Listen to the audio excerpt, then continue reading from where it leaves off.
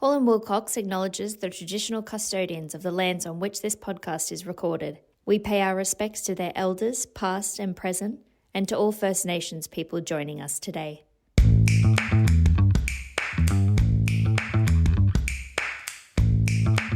Hello and welcome to the next episode in the AML CTF podcast series presented by HW Funds, the investment funds team at Hall and Wilcox. I'm Langton Clark and delighted to be your host for this series. In our previous episode, we heard from HW Funds Senior Special Counsel Peter Jones about some significant reforms to the AML CTF laws, scheduled to start in early 2026. One thing which won't be changing under those reforms, though, is what's fundamental to the regime, namely identifying clients. And to tell us all about that is my colleague, HW Funds Associate Taylor Green. Hi, Taylor. Hi, Langton. Great to be here. Yes, KYC is the topic to go to, always in AML.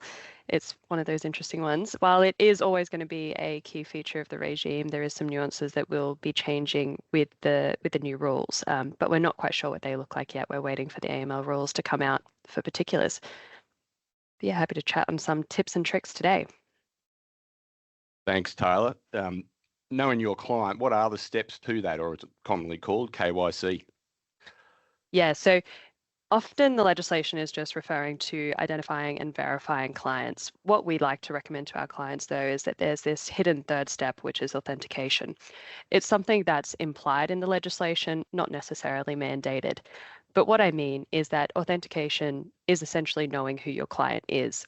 The AML legislation is aimed at making sure that you're building a client profile, that you understand who your client profile is at the start of the relationship, all the way through to the end when you offboard them. You want to make sure that they stay the same person throughout, that their client, that their identity doesn't change, that something doesn't change in their structure in the background, and that their risk profile doesn't change. So what are the steps? First, you identify them, you collect their data, you make sure that they exist. Then you verify them. You make sure that whatever information they've given you is actually correct, whether that's by government databases or by original documentation or certified documentation. That authentication step at the end is making sure that you call them, you check them, you go through a different point of communication to make sure that whatever you've received is the person that you think you're dealing with. A good example of this is, say, for example, a bank account. You can go online, type in any number of banks, complete an online application form. For example, I could put your information in LinkedIn, and it might very well be identified and verified based on the fact that you exist and you're an actual person. However, that authentication step is really important to make sure that I am not you when I'm completing that application. Fantastic. You might not want my photo ID, that's for sure. Now, I'm the wrong side of 50, Taylor, and I've been dragged into the 21st century, and I've got my driver's license on my phone. So can you identify electronically? And what's the difference between documentary and electronic KYC? Great question. The legislation has two methods to verify people. As you mentioned, documentary and electronic. The document-based verification is essentially just that. You provide documents, whether it's original or certified copies. And that might be, if you still had your hard copy license, me looking at your hard copy license and saying this exists and this is a real government piece of documentation. The alternative is electronic databases, and that can be any number of databases. Most commonly used is the driver's license database or DVS database. The difference is that you type in the driver's license number and it comes back that it's a real driver's license number. You also have things like rental databases.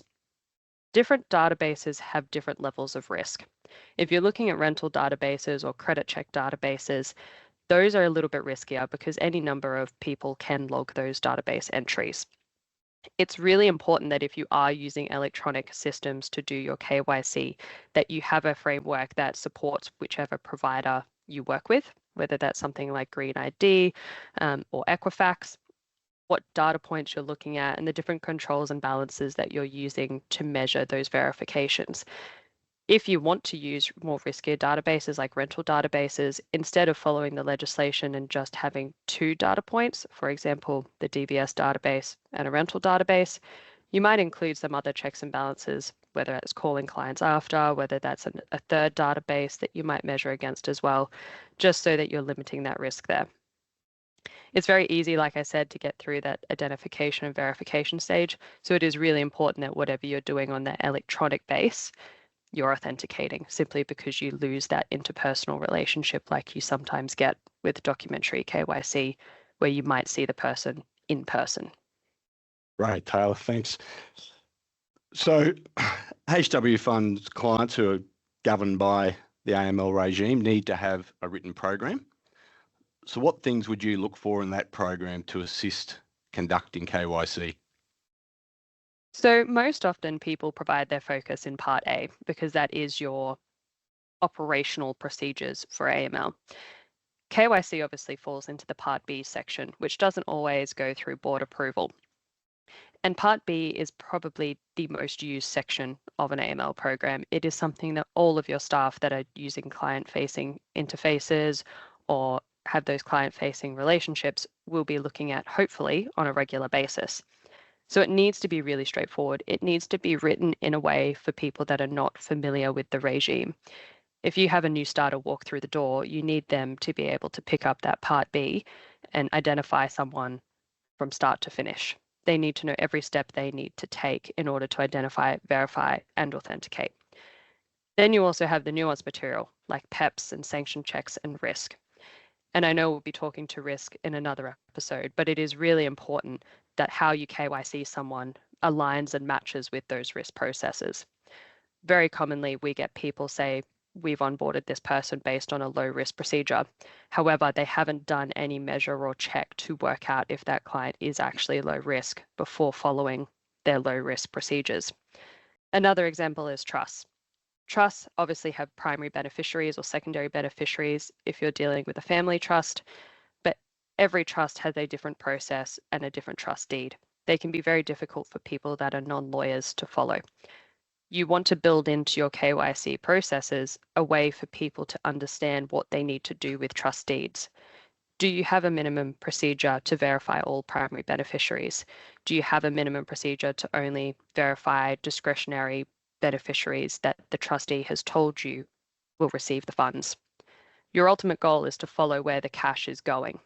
Your Part B program also needs to be more than a mere restatement of the law. You can't just follow the checks and balances that are in there. Is there alternate measures of ID that you need to use? If you're using outsourcing, do you have access to the right documentations and records to make the decisions that are relevant to building your KYC profile? Another question we often ask our clients is, what do you do if your outsourced service provider crashes? If their server goes down, is there a way for you to be able to pick up their ID and still know what that client profile looks like? Like I said, your goal is to build a client profile. Can you see on a piece of paper who your client is, what their expected income is, how they're planning on using the funds, what their background is? Is there anything that indicates a level of risk there beyond merely their name, birth date, and address if you're dealing with an individual? And that's complicated further when you look at companies and trusts. Companies and trusts are really, really hard to understand. And there'll be so many questions that pop up over the time for our clients. For example, they might not understand on company extracts whether shares are beneficially held or not. And that's something that's really nuanced. But if you can pick up those learnings that you build up over time and have them in your program, that is one of the most beneficial things that I think you can do as part of your Part B. For example, a client might have an annexure at the back, which refers to all of those learnings over time, almost as a cheat sheet for their other staff. That's something that I think is super beneficial and not commonly done. Great counsel, Taylor. Now, our HW funds clients love sticky capital. They love loyal investors who are going to come back and invest in funds time and time again. But do you have to KYC someone every time they make an investment? It's a really tricky question, and it's probably our most requested question. It's completely up to the organization. In saying that, they have to consider whether they're providing a new designated service. So depending on how the organization is structured, it might be that a new investment remains the same designated service. So if you're dealing in the same fund, it's been a recent investment, there hasn't been a significant time period between the two investments, you might take the view on a risk-based approach that it's the same designated service, in which case you wouldn't need to do that KYC refresh. However, that comes with a big red flag because even if it's a new investment shortly after their last investment, it's a great opportunity to do a KYC refresh. A client will not tell you if they are a bad actor. They will not tell you if their directorships have changed and someone has come on board and they've gone, okay, we've opened this account, we've done a single investment, we've got through, we've made it through those barriers, now we can exploit that. They're not going to tell you that. So it's always a great opportunity to treat that as a way to update your KYC. In saying that, I understand there's obviously commercial offhands with that. It might not be commercial to do that all the time. You want to build those client relationships and you want to make it easy for your clients. But bear in mind, it's the responsibility of the organization to limit criminal activity and to ensure that you're not letting bad money into the system. I think it's commonly underestimated by people that just, especially in the investment fund space, that because they have to put their money aside, maybe for a number of years, 5, 7, 8 years, that bad actors won't want to exploit that system.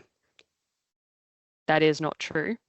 For example, property is one of the biggest areas of exploitation for money launderers, and property can be held for a significant amount of time. Don't underestimate people's willingness to try and get through boundaries, essentially. That's a great point, Taylor. I remember when this regime started, a lot of our clients said, who would be so patient as to leave their money in our fund for that amount of time? But you're exactly right. This is a very important topic and it's great counsel you're giving. So Taylor, you've got my license, you've got my passport, you've got my family trust deed, you've got a company extract of my corporate trustee with my home address on it. It's a lot of personal data you've got. Privacy laws are very significant in this country, and cyber security. As lawyers, it's the number one issue for our professional indemnity insurer. And ASIC, as the corporate regulator, is very focused on cyber security. So how do you deal with those issues, given you're holding so much personal and private data? This is likely the hardest part of KYC. It is very difficult with AML to build it into your broader systems, and that can be privacy, that can be cyber, that can be your breach reporting, your complaints handling. The benefit that you have with AML is that you have that interconnectedness with all of those other regimes. So when you're dealing with privacy and cyber, obviously you have to be really cognizant of how you hold that data. And that's just something that organizations have to deal with on a daily basis. But it doesn't mean that you have to split the two regimes. You don't have to consider AML and holding all that data on its own against that privacy obligation that you also have in those holding of data obligations. So when you build that framework, it's really important to make sure that it's robust and comprehensive between all of the regimes.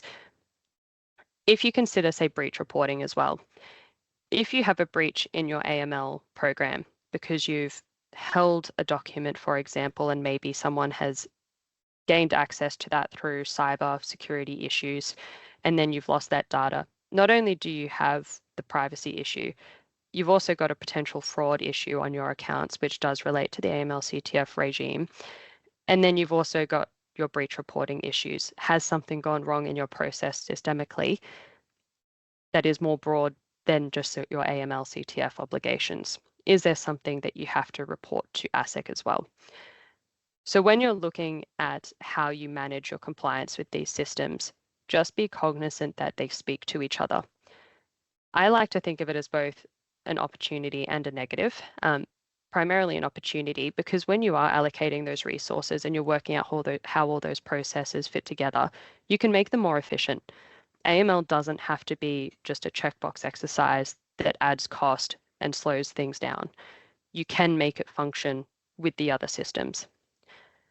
I would also like to mention it because it's commonly forgotten that if you are doing electronic KYC, it's really important to put those privacy statements in your documents because you do have to disclose certain information, particularly if you're looking against credit providers and credit checks.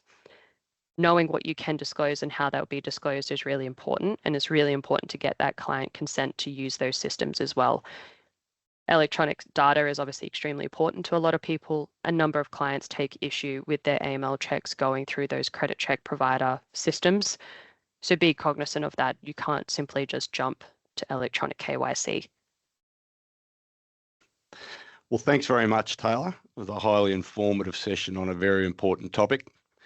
And thanks everyone for listening to this podcast. Our remaining episodes will cover things like outsourcing under the AML CTF regime, independent reviews, and dealing with risks and common failures. As always, please get in touch with us if you have any questions, and you can find our details on our website, hallandwilcox.com.au, or connect with us on LinkedIn. If you enjoyed today's episode, then please rate, review, or follow our podcast wherever you get your own podcasts. Thanks very much.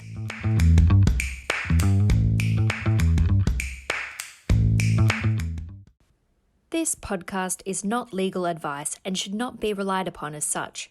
You should always obtain legal advice about your specific circumstances.